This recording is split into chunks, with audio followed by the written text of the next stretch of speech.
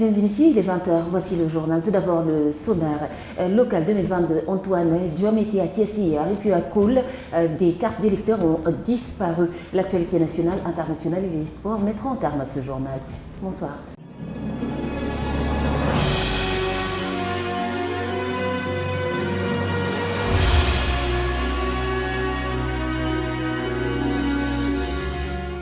Tout d'abord, le point Covid de ce vendredi 21 janvier 2021. Le ministère de la Santé et de l'Action sociale a reçu les résultats des examens virologiques ci-après. Sur 1787 tests réalisés, 203 cas sont revenus positifs. Il s'agit de 14 cas contacts, puis de 189 cas issus de la transmission communautaire et puis 4 cas de décès ont été notés. Le point Covid avec le docteur Elajou Moduliaï du ministère de la Santé et de la Prévention. Le ministère de la Santé et de l'Action sociale a reçu les résultats des examens virologiques ci-après. Sur 1787 tests réalisés, 203 sont revenus positifs, soit un taux de positivité de 11,35%. Les cas positifs sont répartis comme suit. Nous avons eu 14 cas contacts suivis par nos services. Aucun cas importé n'a été enregistré au niveau de nos différentes portes d'entrée aériennes, maritimes et terrestres. Et 189 cas issus de la transmission communautaire ont été notés, dont 127 notifiés dans la région de Dakar et répartis entre les départements de Dakar, Pikine, Rufisque, Guédiawaye et Keur Massar. Dans les autres régions du pays, 62 cas ont été répertoriés et se répartissent entre les régions de Thiès, Ziguinchor, Kaolack, Saint-Louis, Matam, Kédougou, Fatick et Tambacounda. Dans le bilan du jour toujours, il est à relever que 311 patients suivis ont été contrôlés négatifs et déclarés guéris. 15 cas graves sont pris en charge dans nos services de réanimation. 4 décès ont été enregistré le jeudi 20 janvier 2022. L'état de santé des autres patients suivis ou hospitalisés est jugé stable. Et puis l'on reparle des locales 2022. Le ministre de l'Intérieur était à Thiès pour s'enquérir de la situation du processus électoral. Il a d'ailleurs visité 2 centres de vote témoins. Donc il s'agit bien sûr de modalités Cannes et Damba Diaraté qui donc regroupe 33 bureaux de vote. Antoine Diome a saisi l'occasion pour répondre aux accusations de rétention de cartes d'électeurs soulevées donc par une partie de l'opposition. Nous l'écoutons. Ce qui a été décrit dans les rapports que je reçois au quotidien. Et dans les 10 rapports, il est indiqué que dans les coins les plus éloignés de Dakar, d'où part le matériel électoral, tout le travail nécessaire a été fait. D'ailleurs, le choix a été d'acheminer en premier lieu aux endroits les plus éloignés de Dakar pour ensuite et de façon progressive rapprocher les lieux où doivent s'organiser ces élections à la capitale. Donc voilà ce que je voudrais dire s'agissant de l'acheminement du matériel électoral. Donc pour répondre, oui, le matériel a été acheminé sur place. Il a été aux endroits les plus éloignés, aux localités les plus éloignées et en remontant jusqu'à Dakar où le matériel a été acheminé dans les arrondissements concernés par l'organisation de ce scrutin. Disparition de cartes d'électeurs à Koul, une commune du département de Tivaouane, c'est dans la région de Thiès. Et puis le maire Modou Fall de la coalition Wallo-Sénégal dénonce et pointe du doigt les autorités. Je vous propose de le suivre. Il y a quelques jours, mon représentant à cette commission a constaté qu'il y a plus de 300 cartes qui sont disparues. Alors que le samedi, en faisant le décompte, on savait le nombre de cartes qui restaient. Quand on a contacté M. le sous-préfet, il s'est avéré que c'est le président de cette commission, en l'occurrence M. Goro Touré, qui avait subtilisé ces cartes pour les remettre à des gens, peut-être appartenant à l'autre camp. De ce fait, le sous-préfet, lui, avait enjoint de faire revenir ces cartes. L'autre camp, c'est quel camp? C'est le camp de Benno Bokk Yakaar. De ce fait, le sous-préfet étant venu sur place, lui avait enjoint de faire revenir toutes ces cartes. Je dis, le secrétaire municipal, accompagné de gros bras armés, il est venu prendre toutes les cartes. Et au décompte, à la sous-préfecture, il manque actuellement 699 cartes qu'on n'a pas encore vues. Maintenant, le sous-préfet, avec le commandant, sont en train de faire leur enquête. Donc là, vraiment, c'est le travail. Et on leur donne confiance. Parce que nous avons déjà gagné et la commune et le département. Ils ont donc perdu tout espoir. Qu'est-ce qui leur reste? La provocation. Qu'est-ce qui leur reste? La violence. Non. Nous, on dit non. Le report de ces scènes de violence qui rythment la campagne électorale à Thiès comme ailleurs dans le pays, on dira qu'on assiste à des agressions venant de la majorité comme du côté de l'opposition. Qu'en pensent les citoyens thiessois? Je vous propose ce micro-trottoir. Il est réalisé par Mambiram Sissegei et Inde Kumbafa. La violence, là, ça vient, comment je le vois, des anciens. Parce que les anciens tendent toujours à être là. Alors que les jeunes, ils veulent le changement. Bon, celui qui veut la fauteuil et celui qui est sur la fauteuil, mais quand ils se croisent, quand ils se rencontrent, il faut qu'il y ait un confrontement. Et puis parmi les jeunes devaient être en bloc. Il ne faut pas qu'on les divise. Alors qu'il y a certains jeunes qui ne comprennent pas. La violence, elle est dans notre société. On a toujours voulu, nous Sénégalais, on a choisi de se cacher derrière notre petit doigt là. Il y a beaucoup plus de tension, il y a beaucoup plus de passion. Les jeunes, on les utilise comme chair à canon. Ils ne sont candidats à rien. En général, sur les listes, on dit, sur 100 personnes, on dit choisissez 4-5 jeunes dans des positions d'éligibilité. Donc ils se battent pour quoi? Ils se battent pour la monnaie qu'on leur offre? Ils se battent pour faire respecter des principes? Ils se battent pour le cacher? Non, il y a un choix à faire. Si quelqu'un veut utiliser la manière forte des biceps pour aller conquérir le pouvoir, mais il faut que fitna pour mom, dur pour nitni. Ces violences-là, c'est dit à l'État.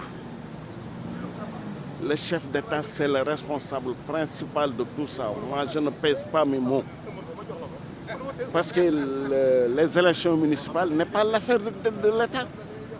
Le président, les élections présidentielles, c'est son problème. Mais pourquoi il se mêle de ces problèmes des municipalités là? Bon, c'est lui qui a posé tout ça, c'est lui. Il faut le dire.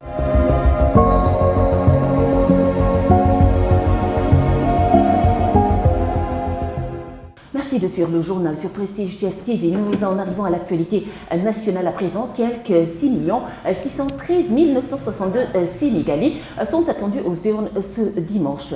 Mambiram Sissegei. Quelques 6 613 962 Sénégalais se rendent aux urnes ce dimanche pour l'élection de maires, de communes et de villes et de présidents de conseils départementaux. Au total, 3 649 listes sont en liste, dont les 43 départements, 552 communes et 5 villes, selon les chiffres obtenus auprès de la Direction générale des élections DGE. Il y a 166 listes en compétition pour les départements, 44 listes pour les villes et 2939 listes pour les communes. La population électorale est répartie entre les 15 066 bureaux et 6 639 centres. Le consortium panafricain de compétences en synergie, CPS, invite les Sénégalais au calme, à la retenue, à la responsabilité citoyenne et républicaine pour des élections apaisées à la veille du scrutin municipal et départemental de ce dimanche. Le CPS, une coalition d'entités et d'acteurs de la société civile africaine et de la diaspora,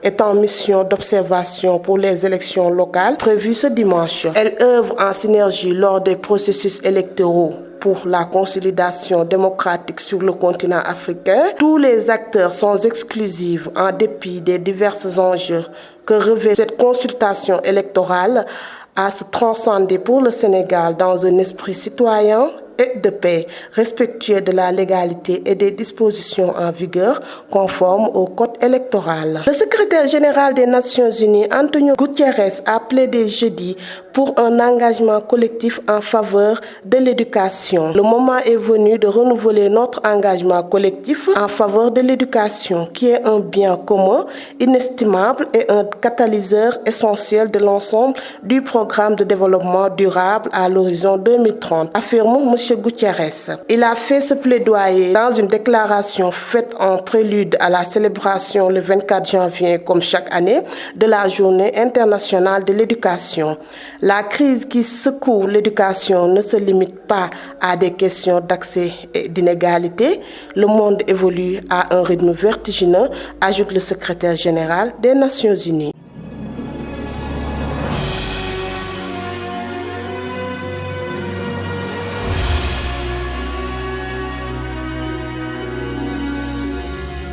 Sur l'international, nous nous rendrons au Mali où un hommage national est rendu ce vendredi à Ibeka, décédé.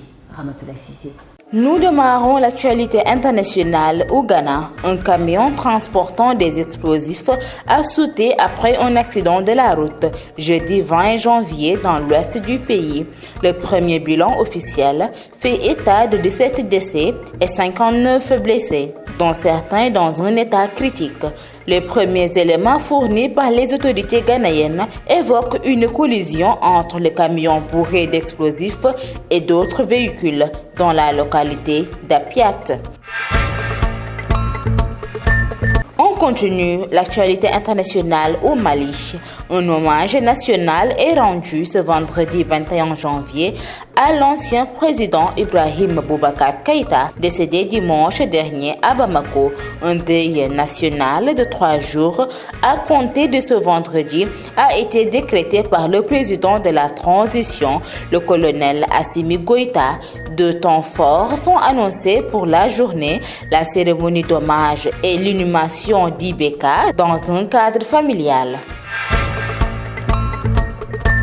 On termine l'actualité internationale au Libéria. Au moins 29 personnes sont mortes dans la nuit du mercredi 19 au jeudi 20 janvier à Monrovia, la capitale du Libéria, lors d'un mouvement de foule au cours d'un rassemblement religieux chrétien, a indiqué la police.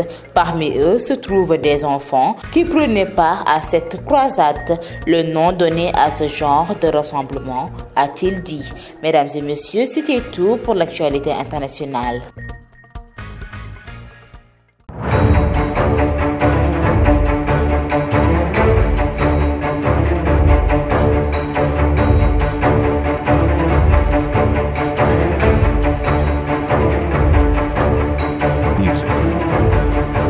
Dernier point de ce journal du sport, CAN 2021, Djamel Belmadi, après l'élimination de l'Algérie, déclare « c'est un échec total » des combats femmes. L'actualité sportive est dominée par les éliminatoires mondiales U20 des dames en déplacement dans le royaume chérifiant dans le cadre du 4e et avant-dernier tour des éliminatoires pour la Coupe du monde féminine des moins de 20 ans qui se jouera en Costa Rica en 2022. L'équipe nationale du Sénégal va défier le Maroc ce samedi. Et puis, fortement touchée par l'éliminatoire de son équipe, l'Algérie, championne en titre en face de la Coupe d'Afrique des Nations par la Côte d'Ivoire, 3-1. Djamel Belmadi, en conférence de presse, avoue avoir raté son objectif. Il qualifie la sortie précoce de l'Algérie comme un échec. On s'est préparé à 100% pour cette compétition. On voulait défendre notre titre. Nous n'avons pas obtenu ce que l'on voulait chercher. Et enfin, le tableau complet des 8e de finale de la CAN, dimanche 23 janvier 2022. Limbé, 16h GMT. Match 1, Burkina Faso, Gabon. Roumbé Adja, 16h GMT. Match 2, Nigeria, Tunisie. Lundi 24 janvier 2022, Bafoussam, 16h GMT. Match 3, Guinée, Gambie. Olembe, 19h GMT. Match 4, Cameroun, Comores. Mardi 25 janvier 2022, Bafoussam, 16h GMT, match 5, Sénégal, Cap-Vert. Fandena, 19h GMT, match 6, Maroc, Malawi. Mercredi 26 janvier 2022, Japoma, 16h GMT, match 7, Côte d'Ivoire, Égypte. Limbé, 19h GMT, match 8, Mali, Guinée équatoriale. C'était tout pour l'actualité sportive. Mesdames et messieurs, c'en est tout pour ce journal du soir. Merci de nous avoir suivis. L'actualité continue via www.prestigetchess.com. J'en profite pour remercier en passant Madame Sissé, Ramatoula Sissé, qui était derrière la caméra, assistée de Mamadou Ndiaye. Je vous souhaite une excellente nuit. Je vous souhaite également un bon début de week-end. Au revoir.